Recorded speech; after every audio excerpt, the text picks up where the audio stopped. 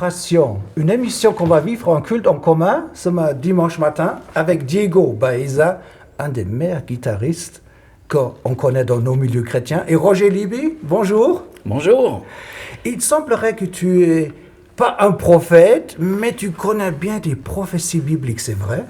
Alors, c'est quelque chose qui m'a occupé pendant des décennies. Et tu as écrit plusieurs livres, et ça c'est quand même un classique qui est connu, n'est-ce pas?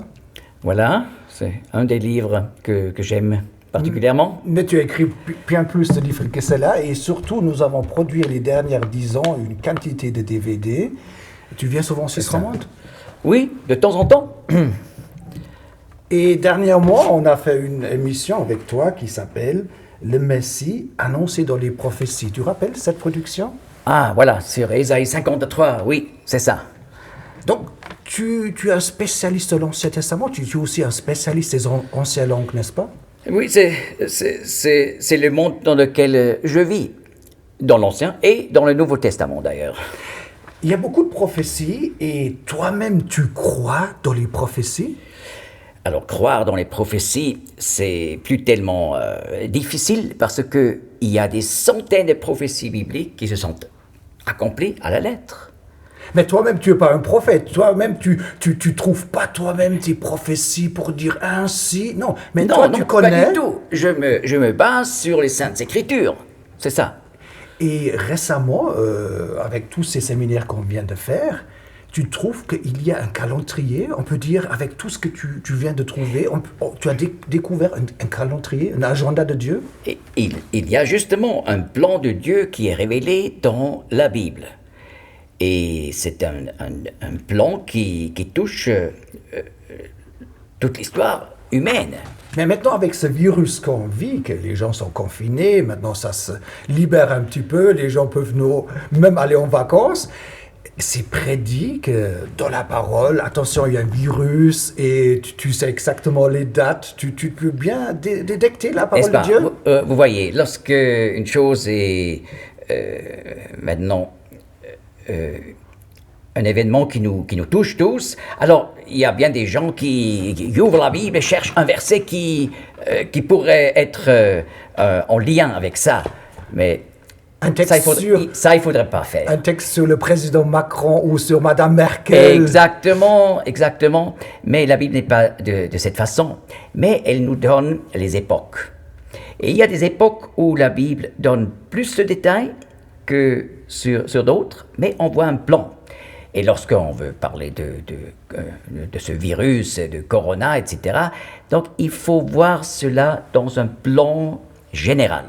Donc, et là, ça peut recevoir une signification. Et Dieu, il a une sorte d'agenda. Donc, le Christ, il était annoncé et il est venu presque à la semaine proche.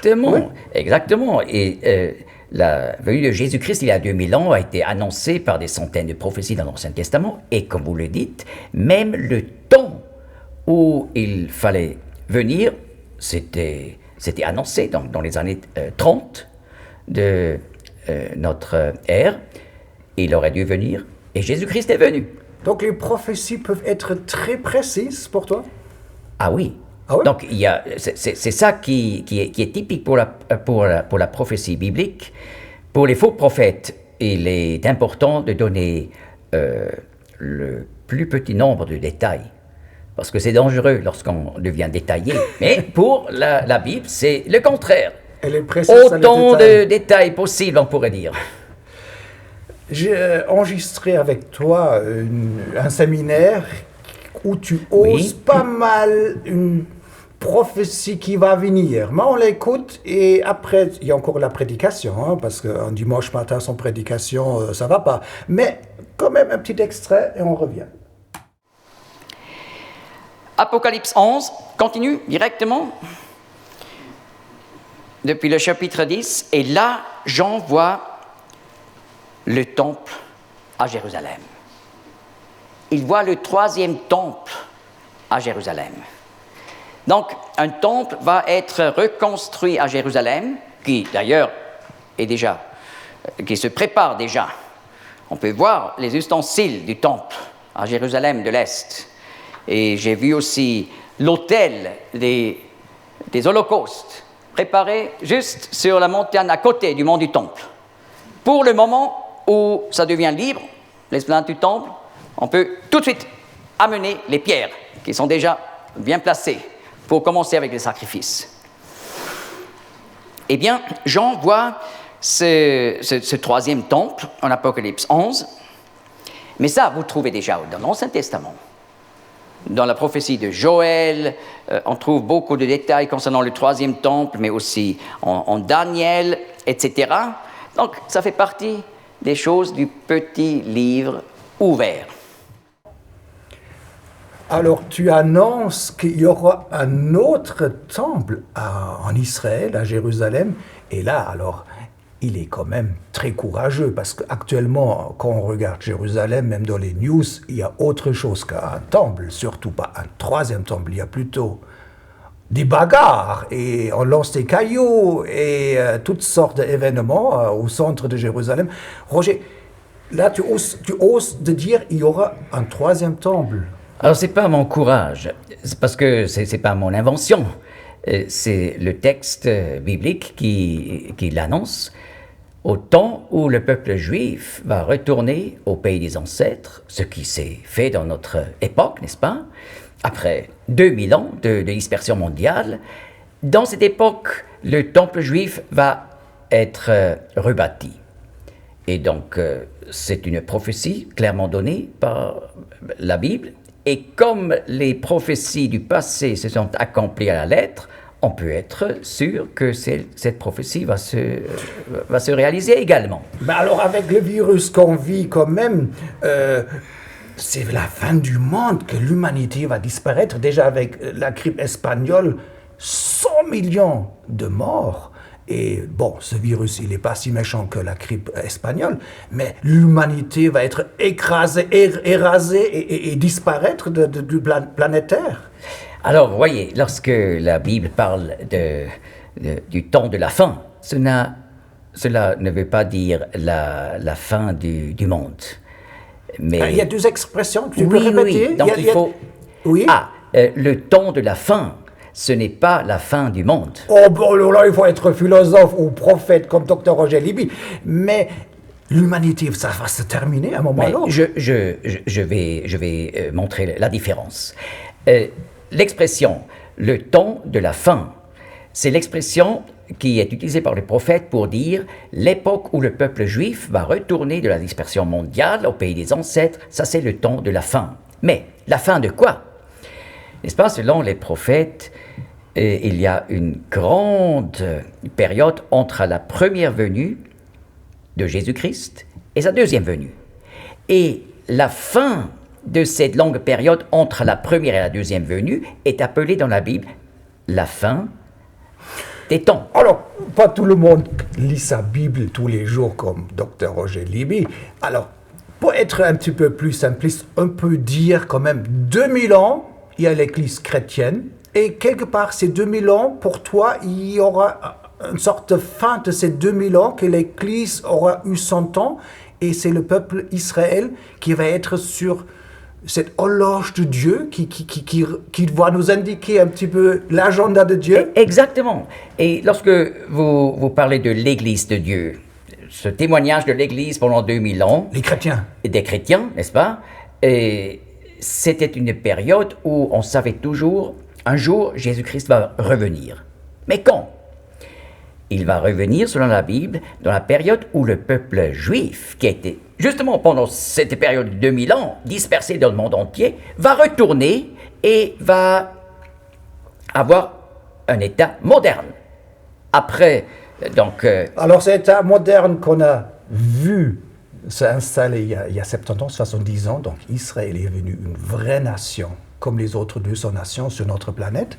Mais avant, on continue, Roger, on pourrait discuter encore 2 fois 40 minutes sans problème avec toi. Il y a tellement de matière.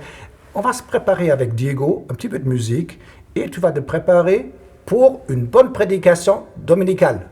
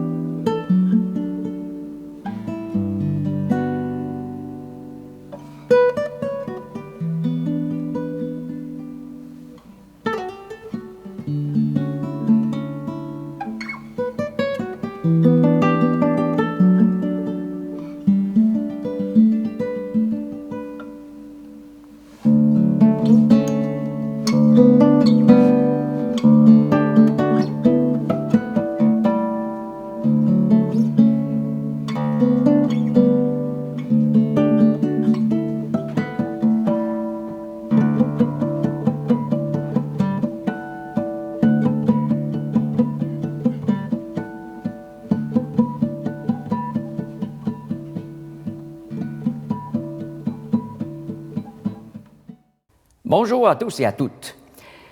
Le titre de cette prédication est intitulé par les épidémies et le temps de la fin. Voyez ici le mont des Oliviers, en face du mont du Temple à Jérusalem, et sur cette montagne, Jésus-Christ a donné un discours parlant des derniers jours, du temps de la fin, qui serait un temps de catastrophe. Ici, vous voyez une explication par les Nations Unies de ce qui s'est passé depuis 1900 jusqu'à 2000. Vous voyez cette illustration qui montre comme depuis 1900 jusqu'à 2000, les catastrophes ont augmenté d'une façon incroyable. Il s'agit ici donc du nombre de sécheresses, séismes, températures extrêmes, famines, inondations, plaies d'insectes, éruptions volcaniques, incendies de forêt, raz de marée, tempêtes de vent, comptées chaque année, et ça donne ce résultat. Alors vous voyez, depuis 1900 jusqu'à aujourd'hui, les catastrophes ont augmenté d'une façon terrible. Et Jésus-Christ a annoncé dans son discours sur le mont des Oliviers que exactement cela va se produire dans les derniers jours. Et voilà, quand la Bible parle des derniers jours, ça veut dire, la Bible parle du peuple d'Israël qui était, dans les 2000 ans passés, dispersé dans le monde entier. Le peuple d'Israël va retourner au pays des ancêtres et avoir de nouveau un État juif. Et voilà, ce retour est une réalité depuis 1882, c'est la date de la première immigration de Juifs, donc immigration massive au pays des ancêtres, et cela a continué jusqu'à aujourd'hui. Selon la Bible, cette période du retour du peuple juif, c'est le temps de la fin. Et voilà, ça devrait être le temps où les catastrophes augmentent, comme on l'a vu sur cette source des Nations Unies. Et voilà, le temps de la fin est donc une période jusqu'à aujourd'hui, 138 ans, depuis la première immigration juive jusqu'à aujourd'hui, et va finir avec le retour de Jésus-Christ.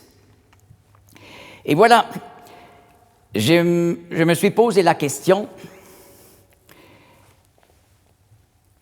combien de prophéties sur les derniers jours on trouve dans la Bible qui sont déjà accomplies depuis 1882 jusqu'à aujourd'hui? Et voilà, j'ai finalement trouvé environ 180 prophéties réalisées que j'ai traitées dans un livre intitulé par « Vivons-nous vraiment au temps de la fin ?»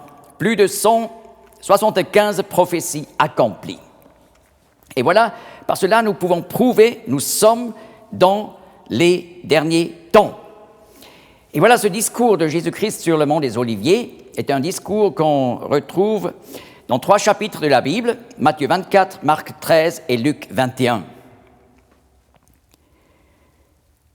Et Jésus-Christ parle des signes du temps de la fin dans ce discours, et il dit clairement que ces signes sont des douleurs de l'enfantement. Ça, c'est important parce que les douleurs d'enfantement ne viennent pas juste une fois, et voilà,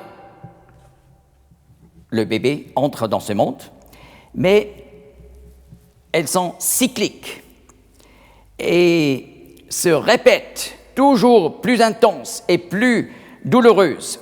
Donc, Jésus-Christ, mentionnant d'abord 5 signes des derniers temps, il dit en Matthieu 24, 8, « Mais tous ces événements sont le commencement des douleurs de l'enfantement. » Et voilà, il s'agit là de, tout d'abord, 5 signes.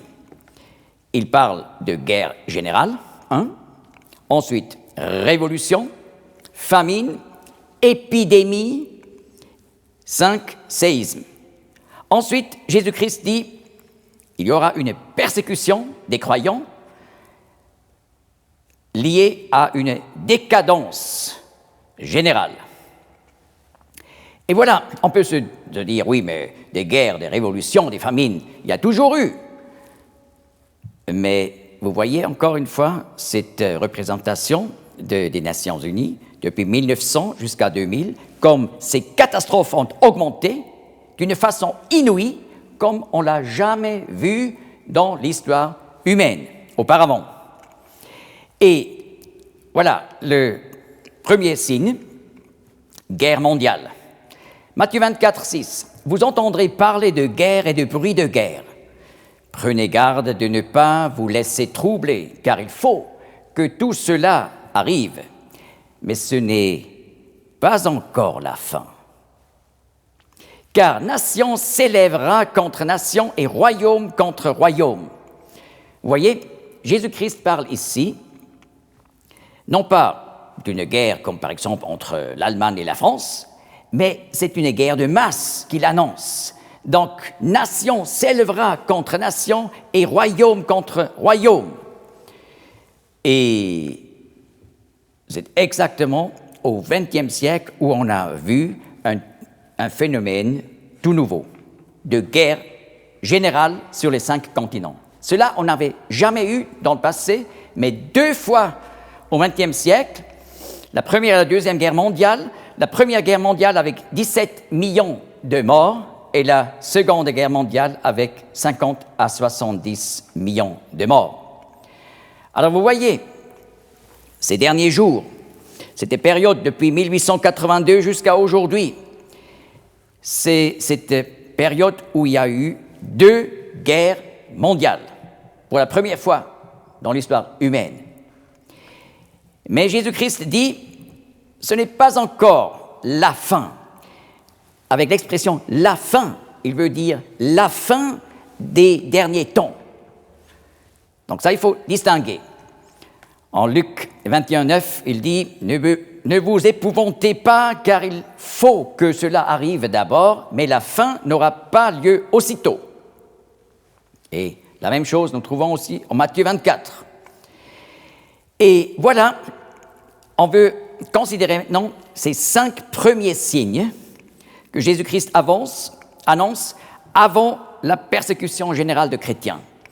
Et là, il faut voir cette fenêtre de 40 ans, depuis 1882 jusqu'à 1922, où nous allons voir a commencé cette persécution générale de chrétiens. Et voilà, dans cette fenêtre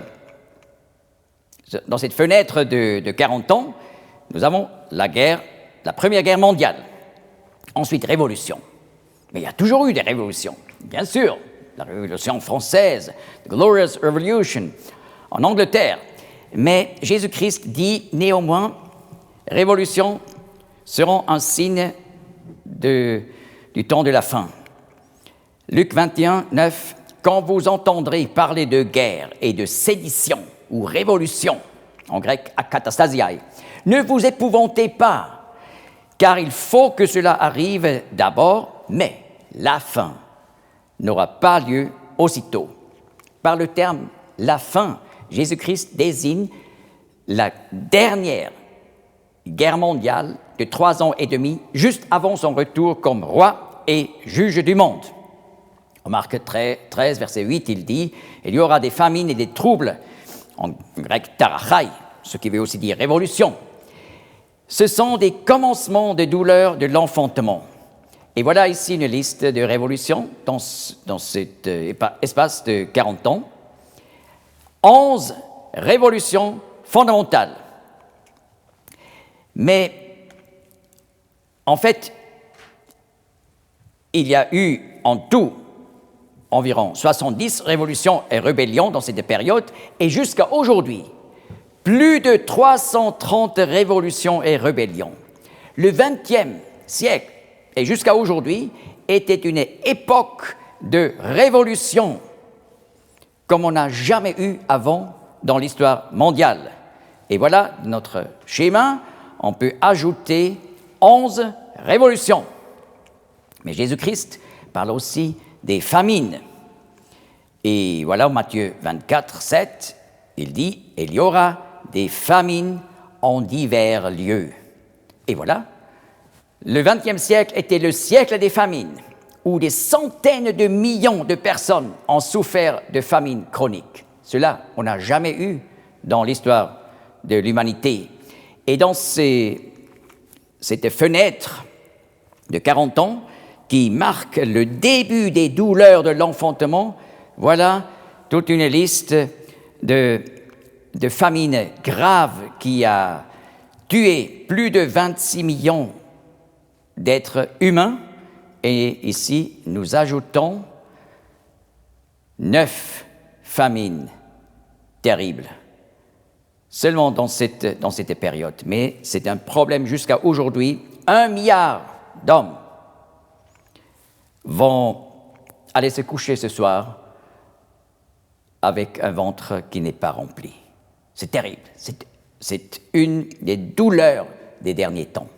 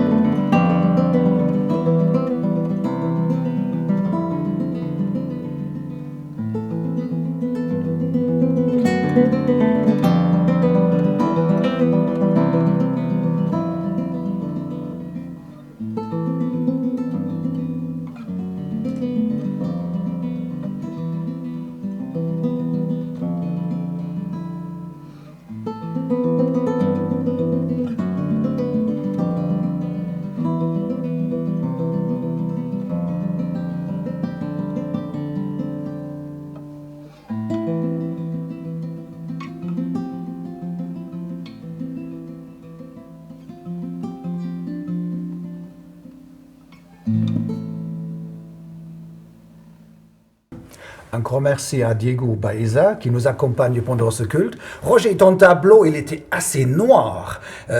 L'humanité aime bien que ça termine bien. Un bon film doit bien terminer et l'humanité, ça doit terminer en gloire. Et là, c'est un petit peu noir. Oui, mais n'est-ce pas, j'ai parlé des douleurs de l'enfantement.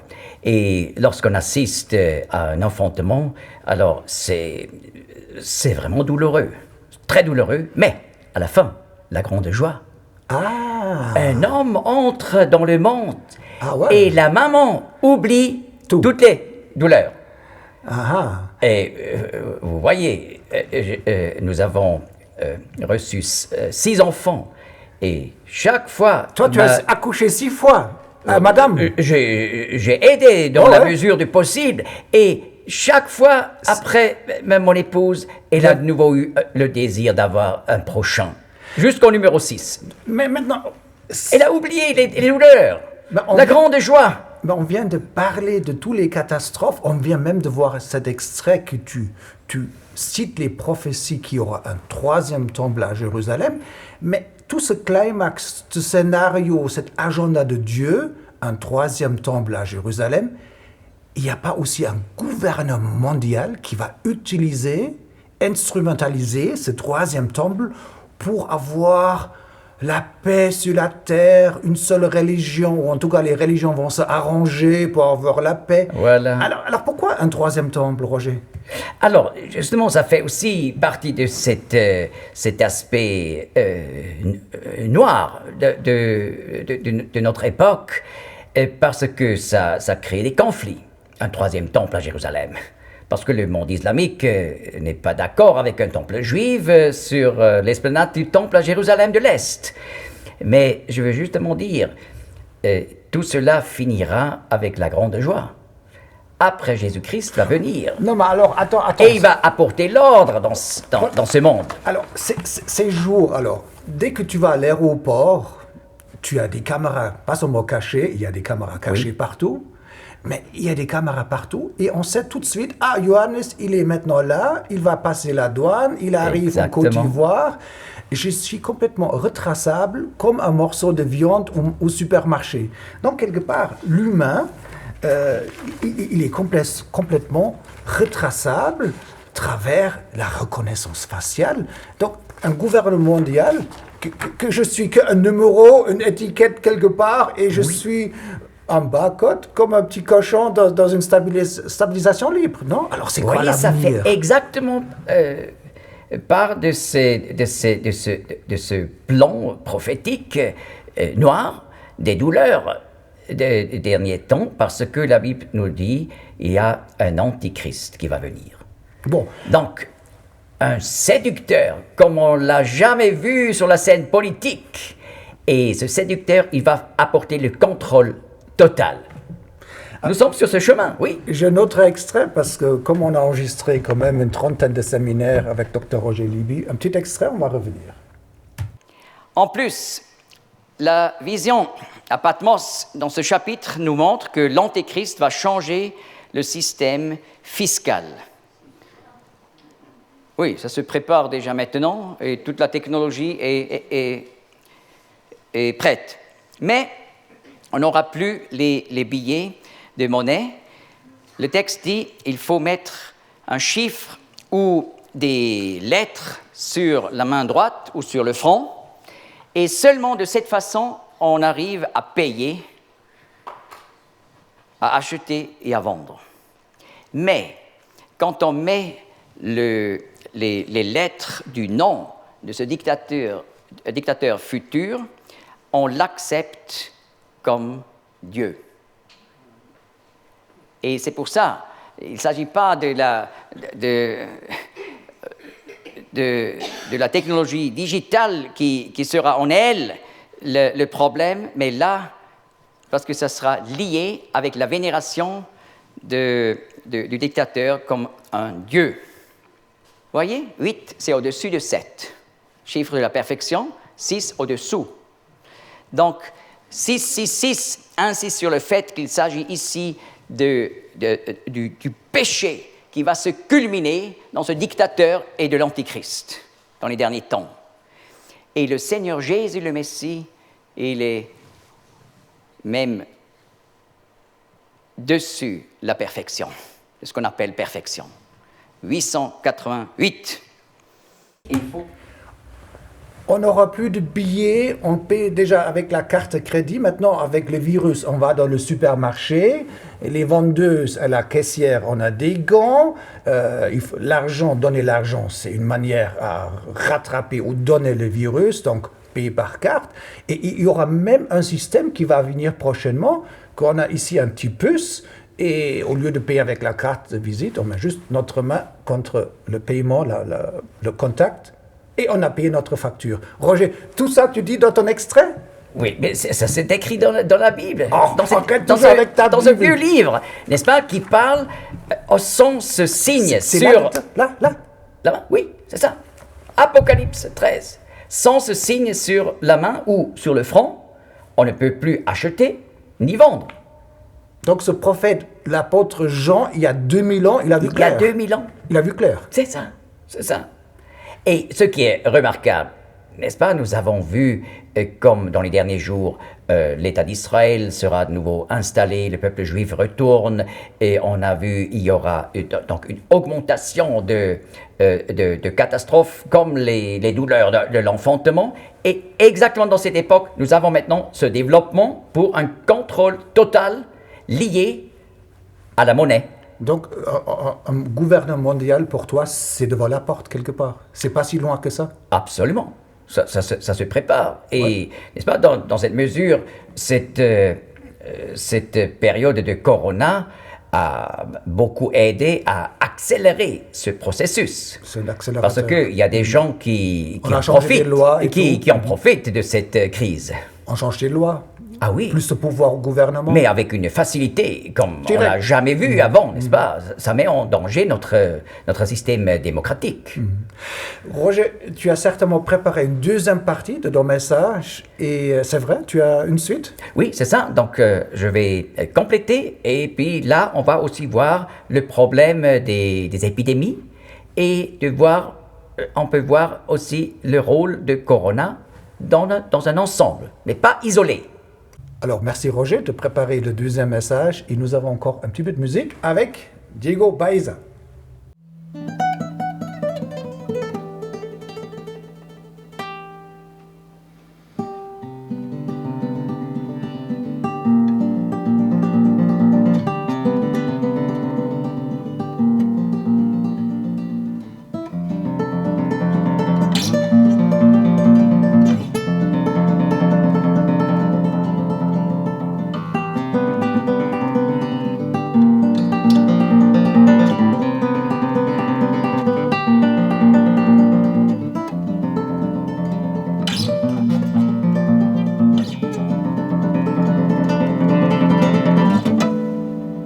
On va continuer avec un quatrième signe des temps, les épidémies.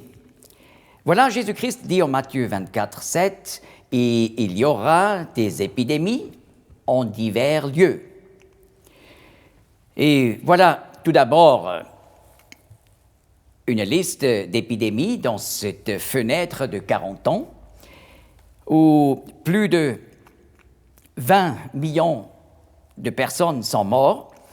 On peut commencer par la grippe russe, qui était épouvantable à la fin du XIXe siècle. Donc, quelques années après la première immigration des Juifs au pays des ancêtres, 1 million de victimes. Ensuite, la troisième pandémie de peste, la sixième pandémie de choléra. Et voilà, ça continue, des millions qui sont morts. Et la sixième grande épidémie dans cette époque était la grippe espagnole, qui était vraiment la catastrophe. 1918 à 1920, donc il y a 100 ans, et voilà 50 à 100 millions de morts. Et maintenant, vous comprenez pourquoi il y a tant de personnes dans ce monde qui ont une crainte terrible de Corona. Parce qu'on craint que cette catastrophe de la grippe espagnole, en quelque sorte, se répète. Et vous voyez, dans notre schéma, on peut donc ajouter à ces 9 famines, 11 révolutions et à la guerre mondiale, 6 épidémies sévères. Mais cela a continué jusqu'à aujourd'hui. Et j'aimerais juste mentionner quelques événements. La grippe asiatique de 1956 à 1958, avec 1 à 4 millions de morts. Vous voyez, beaucoup plus de morts que de morts actuellement à cause de Corona. Mais on craint de telles répétitions, vous voyez. Ensuite, la grippe de Hong Kong, avec peut-être jusqu'à 2 millions de morts. La grippe russe, mais pensez aussi au problème du virus du sida, qui a tué jusqu'à aujourd'hui environ 37 millions.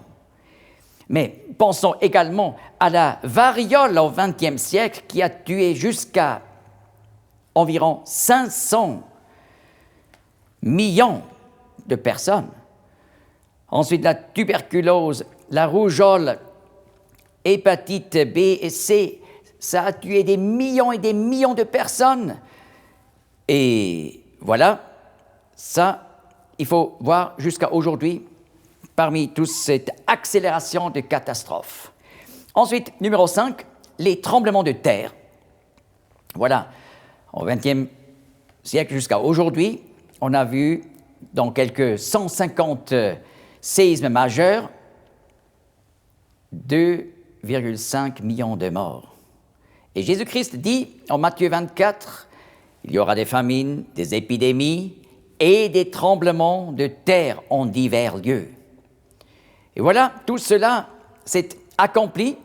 Dans notre fenêtre de 40 ans, il y avait 8 séismes majeurs, mais cela a continué jusqu'à aujourd'hui. Et voilà, qu'est-ce qui s'est passé après?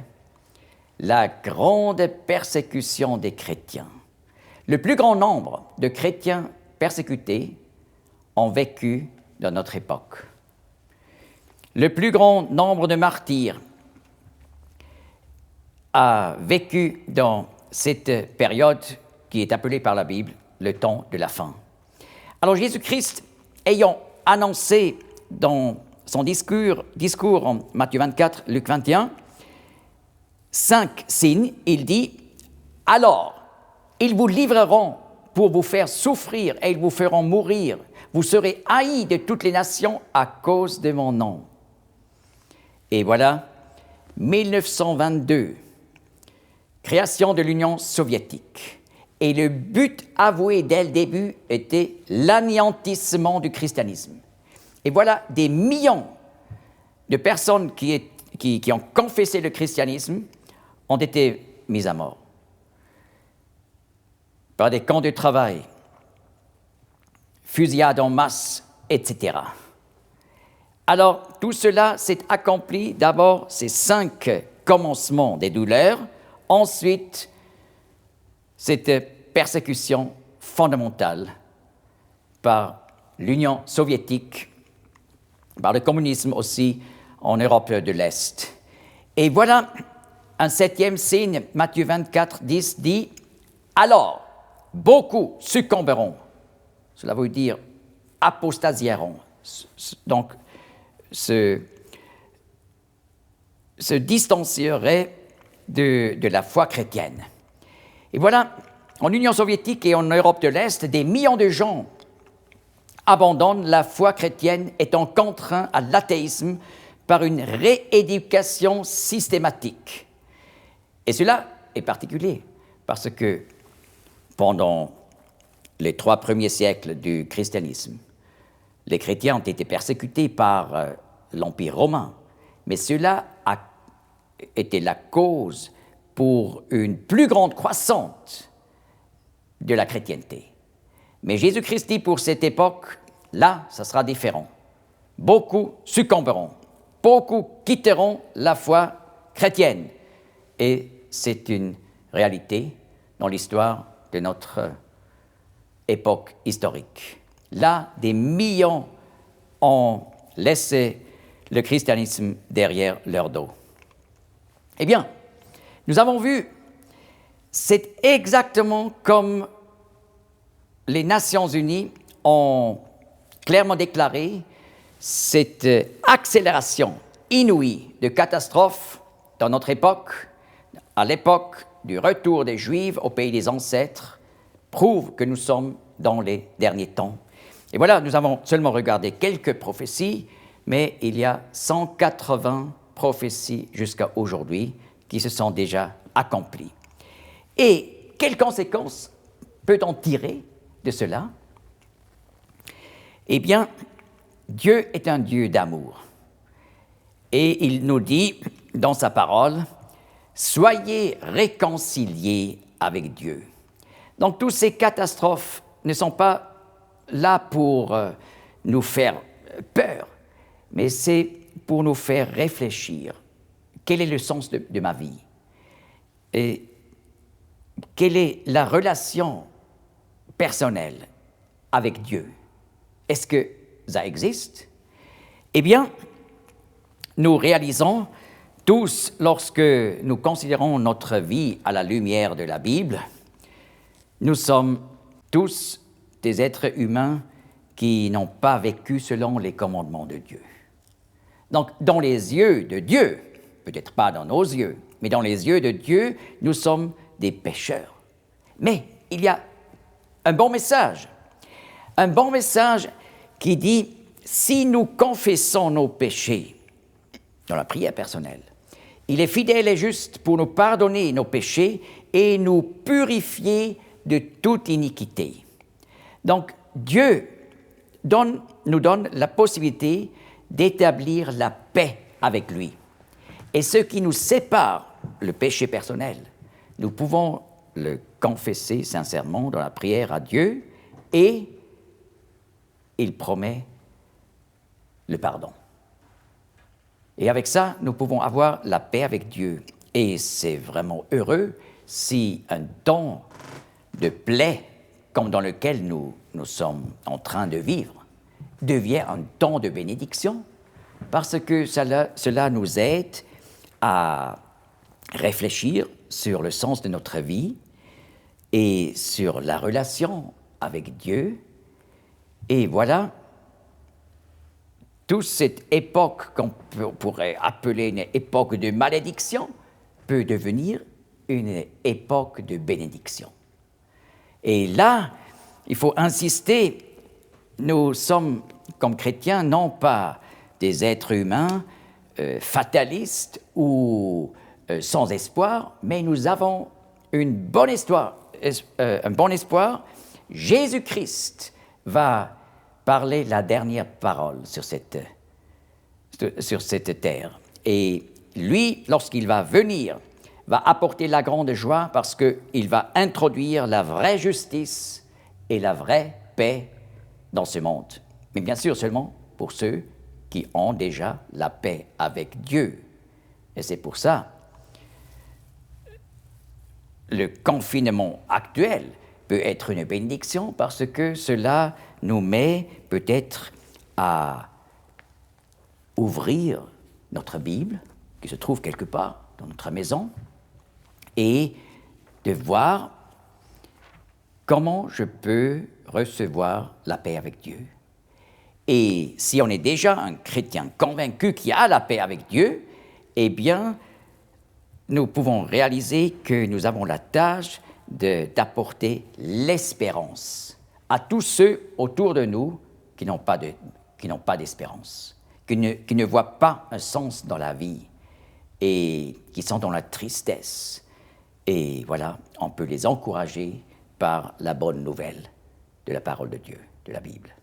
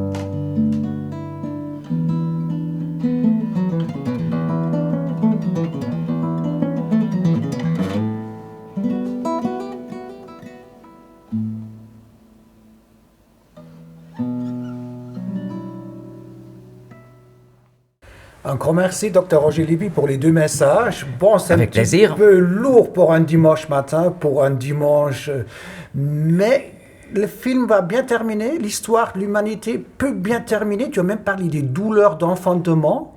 Oui, j'ai dit, les douleurs d'enfantement, ça fait mal, mais après la grande joie. Et la grande joie sera quand Jésus-Christ reviendra dans ce monde pour parler la dernière parole sur cette terre. Donc pour toi, c'est comme pour beaucoup d'évangéliques, ou chrétiens, ou catholiques, ou charismatiques, des gens allumés qui disent « Oh, mais de toute façon, je vais au ciel, la terre, c'est moins important, moi je vais vivre avec Dieu toute l'éternité. » C'est ça un petit peu la bonne histoire? Oui, mais, n'est-ce pas, je n'ai même pas parlé du ciel. Ça serait encore un sujet pour ajouter. C'est un autre message. Oui, ça c'est un autre message. J'ai parlé du sort de la terre. Et j'ai dit que ça finira bien pour cette terre, parce que Jésus-Christ va venir et apporter la justice dans ce monde. Mais avant, c'est effectivement un temps noir qui est prédit par la Bible et qui fait aussi séparation entre ceux qui veulent se tourner vers Jésus-Christ et ceux qui ne veulent pas se tourner vers Jésus-Christ. Et bien sûr, cette bonne espérance de l'avenir est seulement prévu seulement pour ceux qui ont reçu la paix avec Dieu. Mais Il si- faut la paix avec Dieu. Si tu as un calendrier, un agenda pour cette humanité, il a aussi un agenda, un calendrier pour chaque personne, pour les 8 milliards d'humains sur Terre. Exactement. Donc, nous sommes tous une partie de ce plan de Dieu. Et là, il y a la possibilité de notre choix. Si on Mais veut si Dieu a faire... tout prévu, je ne peux rien faire. Si Dieu a prévu que je vais à l'enfer, mais qu'est-ce que je peux faire que je vais à l'enfer? Moi, peut-être il a prévu que moi je vais au ciel, je suis tout content. Mais si Dieu il a tout prévu, qu'est-ce qu'on peut faire? N'est-ce pas? Prévoir, c'est pas la même chose comme prédestiner. La Bible parle de la prédestination de Dieu et aussi de sa... Donc on est libre de choisir Dieu. Oui, puis il dit aussi que Dieu prévoit tout. Mais prévoir, c'est qu'il sait à l'avance ce que moi, dans ma responsabilité personnelle, je vais décider. Donc Dieu ne fait pas des marionnettes de nous. Donc il ne dit pas ceux vont à l'enfer, ceux-ci vont au ciel, mais ça dépend de ma décision personnelle. Roger, avec le gouvernement mondial qu'on vient de parler, que l'humanité va être contrôlée, donc il faut se préparer de dire, moi je veux choisir le Christ, je ne veux pas choisir celui qui vient pour remplacer le Christ, un antichrist. Je ne vais pas applaudir à ce antichrist, je veux choisir Christ, je veux être sous le contrôle de ce Tout-Puissant. Il faut choisir maintenant. Et oui, il faut choisir maintenant, et pas lorsque ça sera trop tard. Donc finalement, chacun peut avoir pour son propre film de sa vie. Exactement. On peut avoir un happy end. Exactement. Moi, pour mon film de vie, je peux avoir un happy end. Dr Roger Libby, pour ta vie, pour ton film de ta vie, tu peux choisir un happy end. Oui, c'est ça. On Et ça, écrit notre scénario. Exactement. Donc, c'est notre responsabilité de faire partie de ce plan merveilleux de Dieu, ou de faire partie d'un plan de ténèbres. Alors, c'est un grand plaisir de parler avec toi. On pourra certainement faire d'autres émissions, comme on a déjà fait dans le passé. On voit ici toutes les productions. Nous avons tous apprécié, pas seulement Diego Baeza, nous avons aussi apprécié le Dr Roger Libby, qui ouvre un petit peu de sa sagesse. Il n'est pas prophète, mais il connaît bien les prophéties. Et vous aussi, vous pouvez lire la Bible. Le dernier livre de la Bible s'appelle Apocalypse. Vous arrivez à comprendre certainement des choses. Essayez de comprendre un petit peu les prophéties. Au revoir et un grand plaisir à la prochaine fois, Roger. Oui, volontiers. Et shalom, à la prochaine, que Dieu vous bénisse.